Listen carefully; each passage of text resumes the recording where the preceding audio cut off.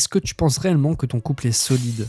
Vous avez tout traversé ensemble depuis très longtemps, mais avez-vous déjà surpassé de réels obstacles insurmontables? Ou alors justement tu te demandes réellement si c'est la bonne personne qui pourra tout traverser avec toi? Peut-être que vous avez déjà fait une thérapie de couple avec Dr Hakim.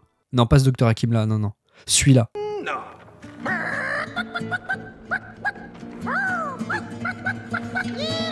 Attendez, vous le connaissez pas? Ok.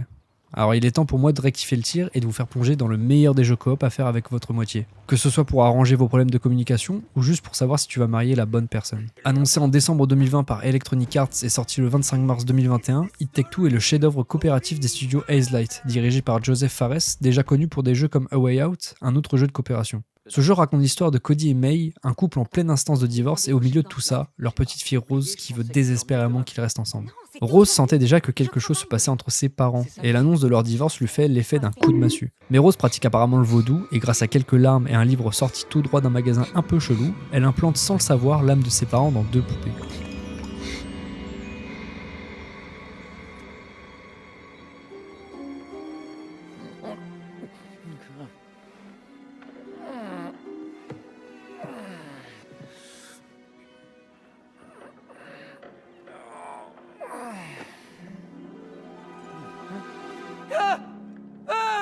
Bien que physiquement réduits à de simples poupées, Cody et May doivent désormais affronter des défis titanesques ensemble. Et croyez-moi, ça va être compliqué. Même s'ils sont adultes, ils se rejettent la balle l'un l'autre sans arrêt comme des enfants. Alors dit comme ça, j'avoue, ça peut paraître un jeu chiant, mais derrière chaque niveau se cache un objectif. Un obstacle que vous devez obligatoirement surmonter à 2.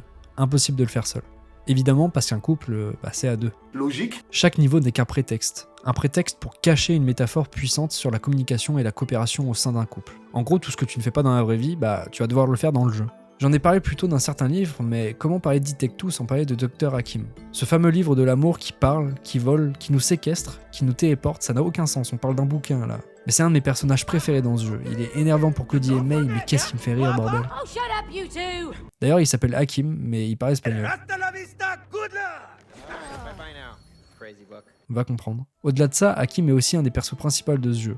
Sans lui, pas de transplantation d'âme de Cody et de May, pas de monde à explorer, ni d'aide pour se comprendre l'un l'autre et essayer de retrouver un terrain d'entente, pas de communication, rien ne serait arrivé sans lui.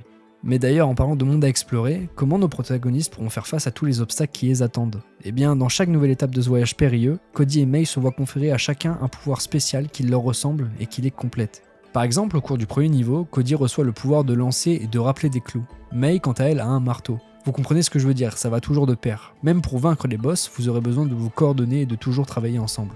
Si le marteau et les clous ne vous parlent pas trop comme pouvoir, je vais vous faire un petit top 3 de mes pouvoirs préférés dans le jeu, sans évidemment trop vous spoiler si vous voulez le faire après de votre côté. Donc je vous parlerai uniquement des pouvoirs et non de ce que vous devez en faire après avec, pour continuer d'avancer dans l'histoire du jeu. Top 3, le lance-résine et le fusil allumette. C'est des pouvoirs que vous découvrez très vite dans le jeu, et si vous êtes du genre à aimer tout ce qui explose, ce pouvoir est fait pour vous. En tant que Cody, vous allez pouvoir coller de la résine sur à peu près n'importe quelle surface, pour qu'après ça, May puisse tirer avec son fusil dessus et... Un système très simple à comprendre mais très jouissif.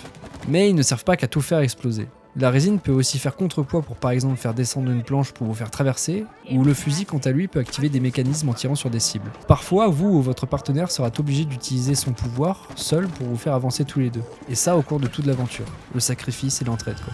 Top 2, le pouvoir du cactus et de la faucille. Cody étant un très grand fan de jardinage, c'est tout naturel qu'un niveau en parle. Il pourra se transformer en cactus dans certains endroits prédéfinis par le jeu et pourra tirer sur des zombies mauvaises herbes vivantes et c'est super kiffant.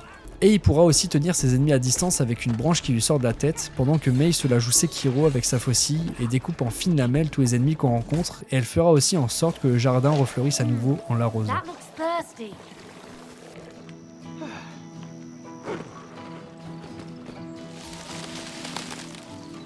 Mais comme je vous l'ai dit tout à l'heure, les niveaux sont juste que des prétextes pour faire en sorte que May et Cody ne se quittent pas, prennent la bonne décision et réfléchissent. May n'étant jamais là car elle travaille énormément, ça a causé un manque chez Cody, qui se ressent à la maison. Il est fan de jardinage mais May n'est jamais là pour partager cette passion avec lui, ce qui est normal vu qu'elle travaille. Puis peu à peu, Cody a lâché sa passion car trop pris par cette histoire de divorce et aussi par le fait que May ne l'encourageait pas assez selon lui, ce qui a fait que son jardin s'infecte. D'ailleurs, une assez belle phrase de Dr Hakim, c'est ce qui arrive quand on néglige sa passion. Une infection. C'est aussi un prétexte pour dire que de négliger son couple fait en sorte que la relation s'infecte. La passion du jardinage de Cody est une allusion à la passion qu'il doit y avoir dans un couple, qui là pour le coup s'infecte et qui nuit à nos deux protagonistes. Top 1 et pas des moindres, sorcier de glace et chevalier de feu. Ah alors lui c'est un de mes niveaux préférés de ce jeu. Il y a un moment super triste en vrai, mais je vous dirai rien pour pas vous spoiler encore une fois, vous verrez si vous y jouez. On se retrouve dans un château fort rempli de gardes qui protègent ce dernier, évidemment ils se font attraper, vous saurez pourquoi si vous le faites. Puis ils sont mis au cachot, mais faut pas oublier que c'est Cody qui a créé ce château, donc ils arrivent à s'évader à la Michael Scofield et subtilisent des tenues pour passer inaperçus. Bon, ça n'a pas marché parce que Cody a pété devant un garde littéralement, et dans la panique il lui envoie un orbe de glace qui désintègre le garde. Oh, des orbes de glace. Mais j'ai des super pouvoirs magiques. Et je maîtrise le feu. Wow. Je te l'avais dit. Haha, c'est un château magique. Cody, en garde. Ouais. On a le droit à un nouveau type de gameplay en TPS qui est super cool. Cody s'occupe de congeler des projections de lave pendant que May découpe tout le monde avec sa lame de feu. Ils ont plusieurs attaques ou mouvements disponibles comme la téléportation, des tornades de feu, un vent glacial et des projections d'orbes comme dit précédemment. Le gameplay est rapide, plaisant et vraiment super stylé. J'ai beaucoup aimé la première fois que j'ai fait le jeu et je pense que vous kifferez énormément aussi.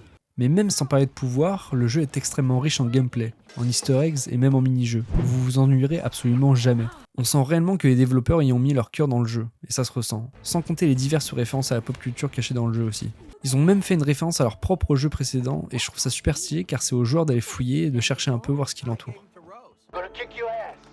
You ain't doing shit. You're a doll, Leo. God damn it! Ugh. And as smart as always, I see. Pour en revenir au mini-jeu, il y en a vraiment pas mal, ce qui fait en sorte de rapprocher encore plus May et Cody, mais aussi vous derrière votre écran. Même si j'avoue parfois il m'arrive de perdre et de vouloir recommencer un mini-jeu parce que je suis un peu mauvais joueur parfois. Oui, j'avoue. Enfin bref. Mais ce qui m'a fait autant aimer ce jeu, c'est aussi la qualité de ses décors. Ça replonge totalement en enfance avec ce style un peu cartoon, une atmosphère légère, agréable. Certains niveaux se font dans la chambre de Rose, donc dans un univers d'enfant qui rappelle beaucoup de souvenirs de nostalgie d'un temps lointain, doux et sans prise de tête. Et voir tous ces jouets prendre vie, nous raconter leurs histoires à travers cette aventure, c'est magnifique. Tous les niveaux sont magnifiques. Comme par exemple le niveau de l'espace, avec ma copine la première fois qu'on a joué au jeu, on est resté phasé sur la beauté de l'espace et juste on se posait là, on regardait les décors, on admirait ce qu'on voyait.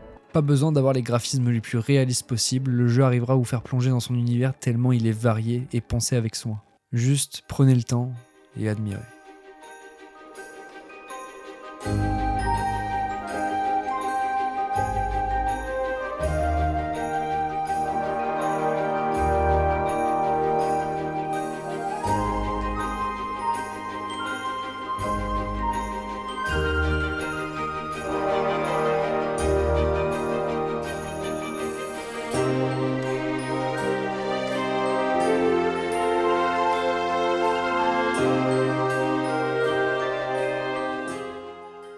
Au-delà de ça, It Take Two est bien plus qu'un jeu de plateforme classique, c'est une véritable expérience émotionnelle qui vous apprendra à justement en apprendre plus sur l'autre. Il aborde des thèmes sérieux comme le sacrifice dans une relation, les disputes non résolues dues à un manque de communication et de parfois prendre son partenaire pour acquis.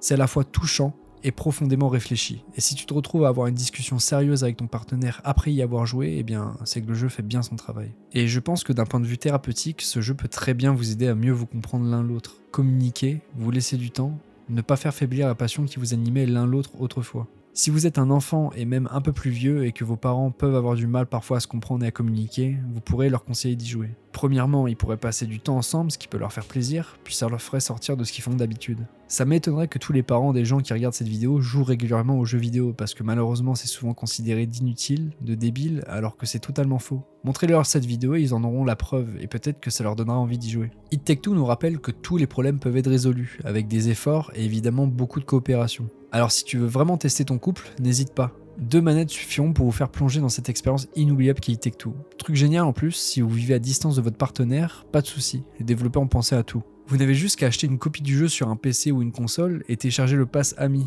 et vous pourrez y jouer tous les deux, et c'est vraiment pas tous les studios qui font ça. Hein. Donc si vous avez envie de rigoler, de réfléchir et de tester la solidité de votre couple, It Take Two est clairement le jeu qu'il vous faut. Et peut-être qu'après ça, tu sauras vraiment si vous êtes prêts à tout affronter ensemble. Alors, vous êtes prêts à tester votre couple ? N'oubliez pas de liker, commenter, partager la vidéo si elle vous a plu et à vous abonner, c'est gratuit et ça fait super plaisir. N'hésitez pas à me dire si cette vidéo vous a plu et si vous en voulez plus de ce style, ça m'a fait super plaisir de partager ça avec vous. Je vous dis à la prochaine, c'était Cise.